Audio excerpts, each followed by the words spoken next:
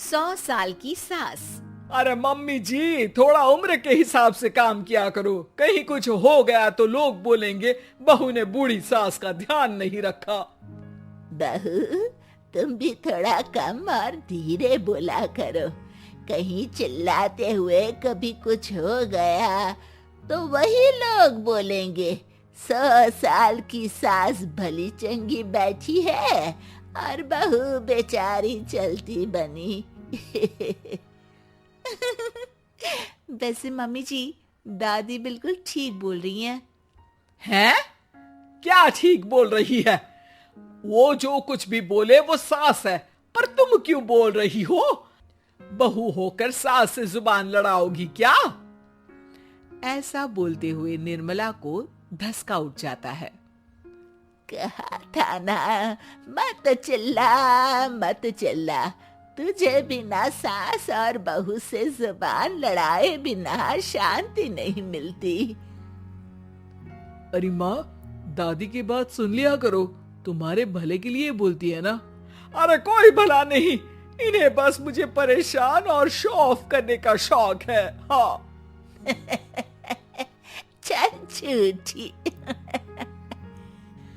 इस परिवार में 3 पीढ़ी की औरतें रहती है, जिनका हर समय कोई ना कोई अलग ड्रामा चलता ही रहता है, जिससे और किसी का पता नहीं, लेकिन सूरज बहुत परेशान रहता है। माँ, पियाली और दादी, आप तीनों के पास एक दूसरे को सास बहू वाले ताने देने के अलावा कुछ काम हो या नहीं, पर मेरे पास जरूर है। इसीलिए पियाली जरा लंच ले आओ, मुझे ऑफिस भी जाना होता है। इस पर पियाली सूरज को लंच देती है और वो ऑफिस चला जाता है, जिसके बाद तीनों एक बार फिर अपनी बातों या कह लो कि नोक-झोंक में लग जाती हैं। इसी में दिन बीत जाता है। रात को सूरज के साथ उसके दोस्त भी खाने पर आते हैं। पियाली, मेरे कुछ दोस्त आए हैं। सॉरी, अचानक प्लान बना तो बता नहीं पाया। तुम जल्दी से डिनर बना दो ना। अरे वाह रे आलसी माँ की आलसी बेटी, पहले बिना बताए दोस्तों को घर ले आओ, फिर बोलो जल्दी से डिनर बना दो। इतनी जल्दी है तो खुद बना लो। अरे माता, सब बाद में दिखा देना, अभी खाना बना दो ना प्लीज। ऐसा बोल के सूरज दोस्तों के पास जाकर बैठ जाता है और पियाली डिनर की टेंशन में अपनी सास के पास पहुंच जाती है, जो अपने कमरे में आराम कर रही होती है। मम्मी, सूरज अचानक दोस्तों को घर ले आए हैं, क्या करूं अब? कुछ ऐसा बताओ ना जो जल्दी बन जाए और सर्व करते हुए भी अच्छा लगे। अरे रेस्टोरेंट से मंगा ले, दोबारा परेशान मत करना, सोने दे मुझे। इतने में दादी सास भी वहां आ जाती है। वाह, आलसी का आइडिया भी उसी की तरह बेकार है। कोरोना में बाहर से खाना मंगाएंगे। बहू, तुम सो ही जाओ, वही काम अच्छे से कर सकती हो। चल पियाली, मैं बताती हूँ क्या करना है। इस पर दादी सास पियाली के साथ मिलकर सारे मेहमानों के लिए खाना बनाती है, जिससे उन्हें ज्यादा मेहनत भी नहीं करनी पड़ती और सबका पेट भी भर जाता है। दादी के इस आइडिया से पियाली और सूरज बहुत इम्प्रेस हो जाते हैं। दादी, क्या यही खाना आपकी इस उम्र में इतना एक्टिव रहने और एंडलेस लाइफ का राज है? वैसे दादी ने आज तक राज किसी को बताया नहीं। इन्होंने ससुर जी तक को नहीं बताया, तभी तो वो ऊपर पहुंच गए और ये अभी तक यही है। तेरी सास मेरे ऊपर पहुंचने का ही इंतजार कर रही है, पर इस आलसी का ये सपना पूरा नहीं होने वाला।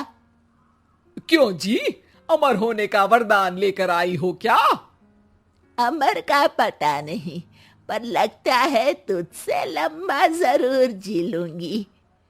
इससे पहले कि दोनों सास बहू में कोई बहस शुरू होती, पियाली बीच में बोल पड़ती है। ठीक है, आप दोनों लड़ क्यों रही हैं? हम तो चाहते हैं कि आप दोनों हमारे साथ हमेशा रहें। पियाली की बातों पर दोनों शांत हो जाते हैं और उनकी लाइफ पहले जैसे चलने लगती है, जहां दादी सुबह जल्दी उठकर कुछ न कुछ काम करते हुए पूरा दिन बिताती है, तो वहीं निर्मला और पियाली लेट उठने से लेकर धीरे धीरे आलस में काम करना और जब मर्जी सो जाने से अपना दिन बिताती हैं। एक दिन निर्मला की सहेली उनके घर आती है। अरे क्यों रे निर्मला, कैसे चल रही है जिंदगी? सब बढ़िया, बस ये बुढ़िया ऊपर जाए तो ज्यादा अच्छा होगा। अरे ऐसा क्यों बोलती हो?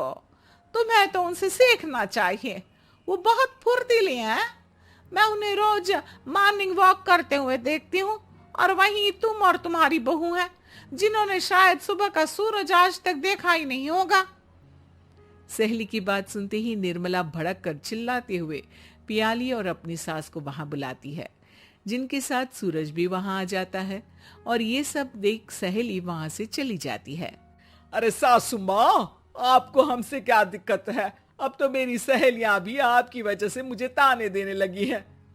मम्मी जी, कुछ तो लोग कहेंगे, लोगों का काम है कहना, आप इग्नोर करो ना। अच्छा वैसे महारानी, वो तुम्हें भी वही सब बोल रही थी? है? मैंने क्या किया? अरे किलस क्यों रही हो? अब तो समझो और अपना लाइफस्टाइल सुधारो। ओ मोरी मैया, अब हमारा लाइफस्टाइल भी खराब हो गया क्या? आपका तो हाई फाई है ना, बस उतना ही ठीक है। तुम लोग हमेशा पूछते हो ना कि मेरी इस उम्र और अभी भी इतने एक्टिव रहने का राज क्या है, तो वो ये लाइफ स्टाइल ही है, जिसे हाई फाई नहीं पर सिंपल कहते हैं। यही कि मैंने अपनी जिंदगी में बहुत किताबें पढ़ी हैं, जिनमें एक किताब से मुझे ये समझ में आया कि हम कितने गलत तरीके से जिंदगी जीते हैं। इसी के बाद मैंने एक अच्छे जीवन के लिए इकिगाई रूल अपनाया, जिसका मकसद तो सिर्फ अच्छा जीवन जीना था। इतना लंबा कैसे जी गई, मुझे खुद अचंभा होता है। ओह, तो मतलब आप मुझे परेशान नहीं करती थी?